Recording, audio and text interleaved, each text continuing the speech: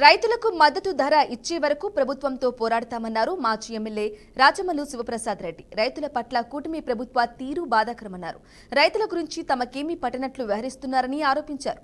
గత వైసీపీ ప్రభుత్వంలో మిరపకు 24 నుంచి 25 వేలు క్వింటాకు మద్దతు ధర ఉందని గుర్తు చేశారు. కూటమి ప్రభుత్వంలో 8 నుంచి 11 వేల వరకే ధర పలుకుతోందని మండిపడ్డారు. రైతుల పరామర్శకు వెళ్లిన మాజీ సీఎం జగన్ పై అక్రమ కేసు పెట్టారని ఆగ్రహం వ్యక్తం చేశారు. జగన్ రైతుల కోసం రైతు భరోసా కేంద్రాలు ఏర్పాటు చేసి రైతులను ఆదుకున్నారని స్పష్టం చేశారు. పాలన పరిస్థితి ఎక్కడికి వచ్చిందంటే చివరికి వినాశకాలే విపరీత బుద్ధి. ఈ పాలన, ఈ ప్రభుత్వం, ఈ పార్టీ సర్వనాశనం అయిపోయేదానికి దరికి దగ్గరికి చేరింది. అందులో భాగమే రైతుల పట్ల ఈ ప్రభుత్వం ప్రవర్తిస్తానే తీరు. రైతుల పట్ల ఈ ప్రభుత్వం ప్రవర్తిస్తున్న తీరు ఒక ఎత్తు. ఇది అత్యంత దుర్మార్గమైనటువంటి చర్య. ఈ ప్రభుత్వం సిగ్గుపడాల్సినటువంటి చర్య.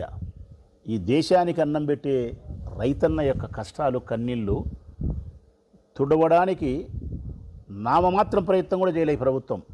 మిర్చి పండించే రైతుల యొక్క పరిస్థితి కానీ, పెసర కానీ, మినుము కానీ, కందిపప్పు కానీ, పత్తి కానీ, ధాన్యపు గింజలు కానీ, ఇవి పండించే ఏ రైతుల పరిస్థితి కూడా బాగలేదు.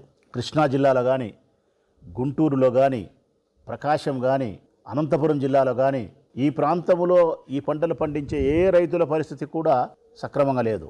ప్రభుత్వం ఏమైనా మద్దతు ధర ఇస్తుందా అంటే మద్దతు ధర ఈ ప్రభుత్వం ఇవ్వదు. మిరప వచ్చేసి ఏ 24 వేలో, 25 వేలో, 26 వేలో ఒక క్వింటా అమ్మాల్సినటువంటి ధర ఈరోజు 8 నుంచి 11 వేలు అమ్ముతున్నారు. కూటమి ప్రభుత్వం యొక్క పాలన పరిస్థితి ఎక్కడికి వచ్చిందంటే చివరికి వినాశకాలే విపరీత బుద్ధి. ఈ పాలన, ఈ ప్రభుత్వం, ఈ పార్టీ సర్వనాశనం అయిపోయేదానికి దరికి దగ్గరికి చేరింది. అందులో భాగమే రైతుల పట్ల ఈ ప్రభుత్వం ప్రవర్తిస్తానే తీరు. రైతుల పట్ల ఈ ప్రభుత్వం